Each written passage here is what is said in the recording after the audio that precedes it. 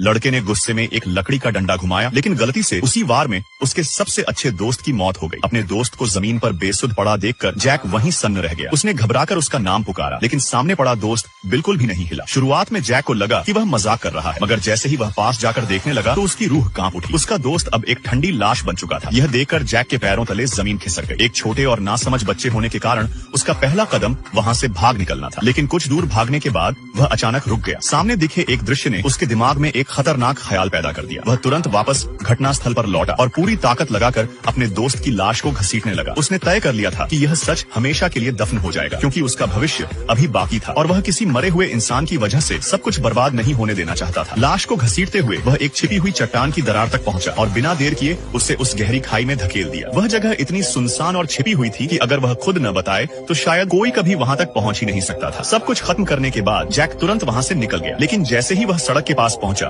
तो उसने दूर से एक कार को धीरे धीरे अपनी तरफ आते देखा। यह देखकर वह तुरंत एक पेड़ के पीछे छिप गया। अच्छी बात यह रही कि गुजरती हुई गाड़ी को कुछ भी शक नहीं हुआ, मगर राहत की सांस लेने से पहले ही उसकी नजर अपने हाथ पर गई और वह घबरा उठा। उसकी इलेक्ट्रॉनिक घड़ी गायब थी। अब उसमें वापस जाकर उसे ढूंढने की हिम्मत नहीं थी, क्योंकि अगर किसी ने उसे वहां देख लिया तो सब खत्म हो सकता था। डरा सहमा जैक जैसे ही घर पहुंचा तो उसने देखा कि लाश घसीटते वक्त उसकी जैकेट फट गई थी। माता पिता को शक न हो इसलिए उसने जल्दी से उस जैकेट को बिस्तर के नीचे छिपा दिया। उधर दूसरी तरफ दोस्त की माँ अपने बेटे के अचानक गायब हो जाने से बुरी तरह परेशान थी, इसलिए वह सीधे जैक के पास पहुंची, क्योंकि दोनों बच्चे अक्सर साथ में खेला करते थे। लेकिन सच छिपाने के लिए जैक ने जानबूझकर उल्टी दिशा की तरफ इशारा किया और झूठ बोल दिया कि उसका दोस्त उसी तरफ गया था। महिला तुरंत उसे ढूंढने निकल पड़ी, मगर पूरे छोटे से कस्बे में तलाश करने के बाद भी उसे अपने बेटे का कोई पता नहीं चला। उसे क्या पता था कि उसका मासूम बेटा तो पहले ही जंगल में मारा जा चुका है। कुछ ही समय में लड़के के लापता होने की खबर पूरे कस्बे में फैल गई। इस घटना ने न सिर्फ पुलिस और वहां रहने वाले लोगों को हिला दिया, बल्कि टीवी समाचारों में भी लगातार बच्चे की गुमशुदगी